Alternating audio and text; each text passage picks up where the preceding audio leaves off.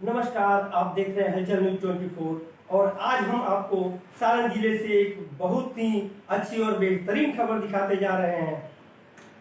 खास बात यह है कि अब तक बिहार में कुल 13 राष्ट्रपति अवार्ड बच्चों को मिला है, जिसमें सारण का गौरव है कि सिर्फ अकेले सारण ने 7 अवार्ड झटके हैं।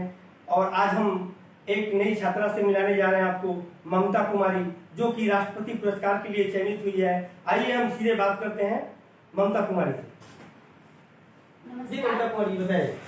नमस्कार, मैं ममता कुमारी राष्ट्रीय सेवा योजना की स्वयं सेविका जयप्रकाश महिला कॉलेज की स्टूडेंट हूँ और मैं ये बताना चाहती हूँ कि मुझे राष्ट्रपति अवार्ड मिल रहा है। इसका सिर्फ एनएसएस से ही मैं ये चीज़ पा सकी हूँ, सोशल वर्क कर। एक चीज बताइए कि सोशल वर्क करने की आपको इच्छा कहाँ से जागी?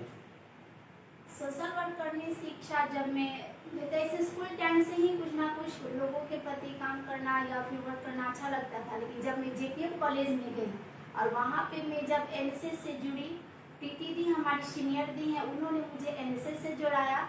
और फिर उसके बाद हम लोगों ने कार्यक्रम में त्रिपाठी सर से जुड़े। त्रिपाठी सर से बात करके उनके साथ काम करके मुझे बहुत ही अच्छा लगता था। उनकी हर एक एक्टिविटी मतलब ऐसा लगता था कि मेरे हर एक चीज़ मेरे इक्वल चल रहा है और मुझे बहुत अच्छा लगता था उनके साथ काम करना। अभी फिलहाल कौन सा ऐसा आपका सोशल वर्क रहा है जिसके कारण आपको राष्ट्रपति पुरस्कार के लिए चयनित किया? तो वैसे तो हम लोग वर्क सभी तरीके का कर लेते हैं, मतलब जो भी टास्क आता है वो कर लेते हैं। लेकिन स्पेशली हम और अनिशा दी 3 सालों से बच्चों को निःशुल्क शिक्षा दे रहे हैं 44 नंबर थाने के पास।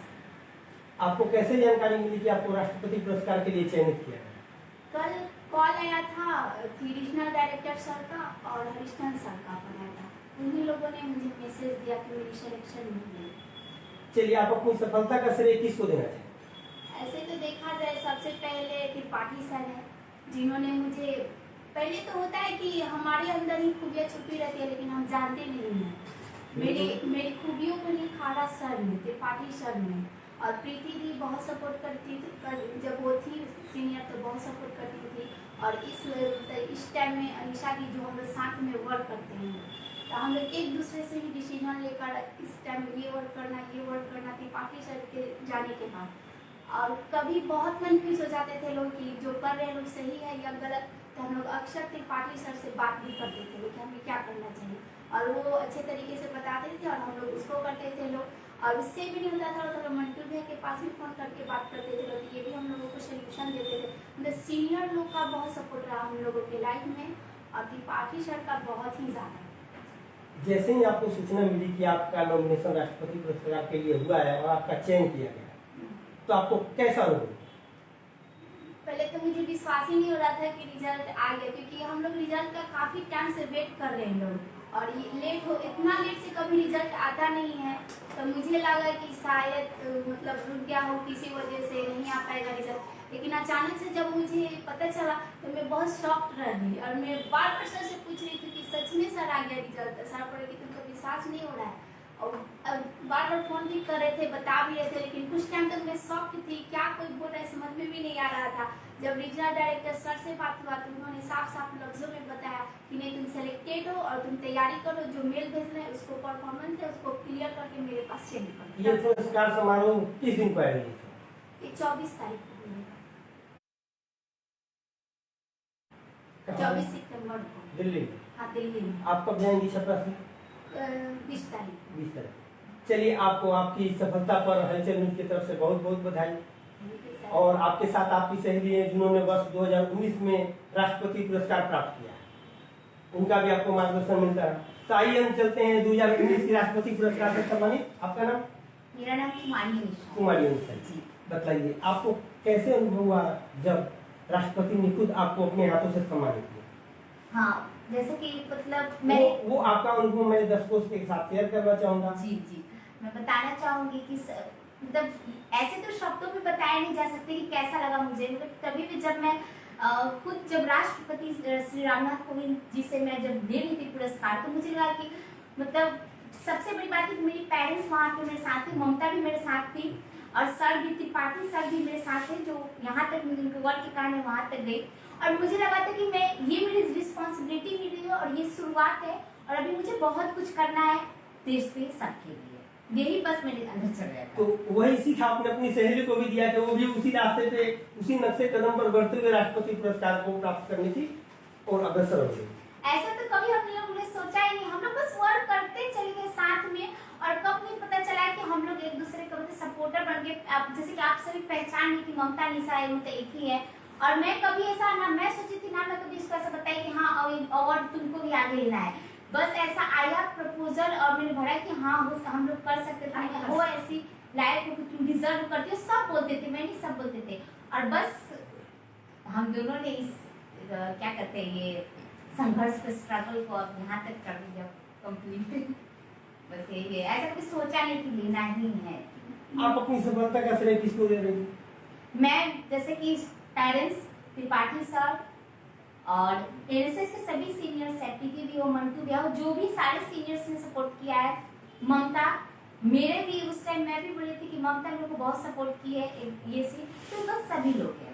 गुरु कि ममता जी आपको तब तो अनीसा जी से काफी कुछ सीखने को मिला होगा, बहुत ज्यादा, और आपकी राह और भी आसान हो गई जबकि उन्होंने आपको सपोर्ट। हाँ। और आपने सबसे बड़ी बात है कि ममता जी ने उनकी बातों को अपने कार्यशैली में उतारा, अपने कार्यशैली में उतारा ही नहीं, सतत जो है प्रयासरत रही कि समाज सेवा करना है, और उसकी आज उनको जो है पारितोषिक के रूप में राष्ट्रपति के द्वारा सम्मानित किया जाना है 24 सितंबर।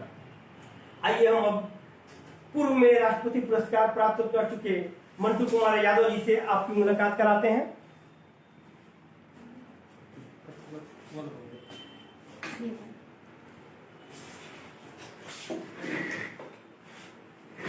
जी मंटू जी बताया जाए, आप तो मतलब 2015 में आपने राष्ट्रपति पुरस्कार प्राप्त किया था ना?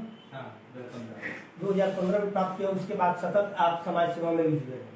सतत ये कोरोना काल में भी आपने भोजन के पैकेट्स बनवाए, अस्पताल और जगह बंटवाए। आपको ये सब करने की इच्छा कहाँ से जागी थी? सबसे पहले हलचल न्यूज को भी धन्यवाद देना चाहेंगे कि ऐसे नौजवानों को उनके कार्यों को आगे बढ़ाने के लिए कार्य कर रहे हैं।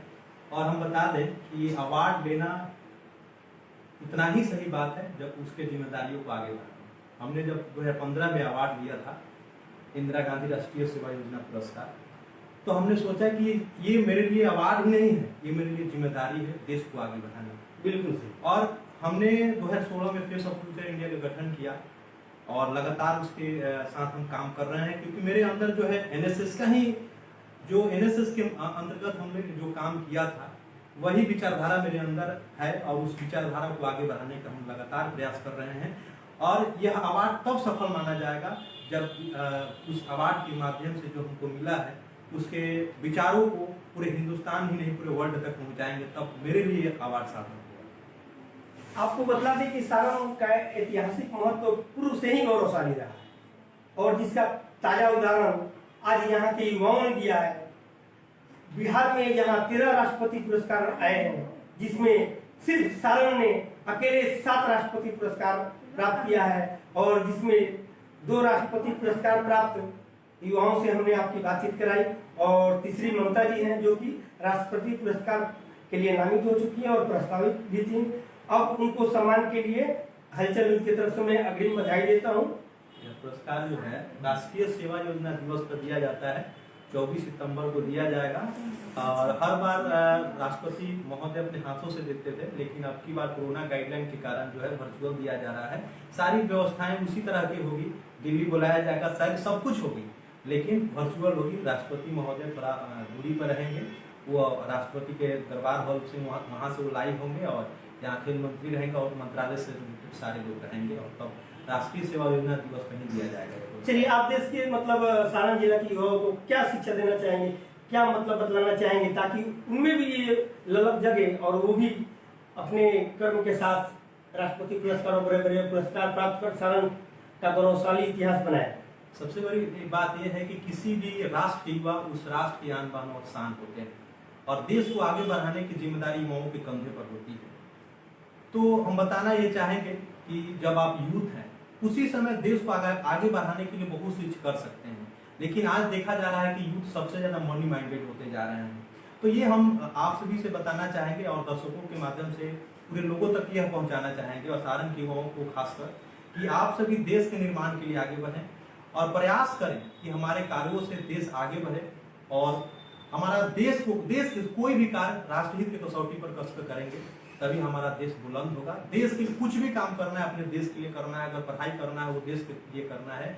मेरे लिए मैं बताना ये चाहेंगे कि देशभक्ति पहले की देशभक्ति थी कि हम लोग देश से आजादी के लिए हम लोग फांसी पर चढ़ जाते थे, कट जाते थे, मर जाते थे, मिट जाते थे। लेकिन इस समय की देशभक्ति ये है कि अपने कार्यों को ईमानदारी पूर्वक से निर्वहन करना। आज की देशभक्ति ये हो चुकी है। तो हम चाहेंगे कि जो भी युवा सारण में पढ़ाई कर रहे हैं या सामाजिक गतिविधि में सम्मिलित है वो ईमानदारी पूर्वक अपने कार्यों को करेंगे। यही आज के लिए देशभक्ति होती, यही मेरा संदेश। चलिए, आप तीनों को बहुत बहुत धन्यवाद। आप यूं ही हमारे साथ बने रहें। हलचल न्यूज के साथ हम आपको समय समय पर घटनात्मक और सामाजिक खबरों से अवगत कराते रहेंगे। साथ ही ऐसे युवाओं को हमेशा प्रोत्साहन देंगे ताकि हमारे सारण जिला की युवा कुछ न कुछ ऐसा करे जिससे कि देश लेवल पे और देश में उनका नाम हो और देश का भी नाम हो। जी बहुत बहुत धन्यवाद आप तीनों का।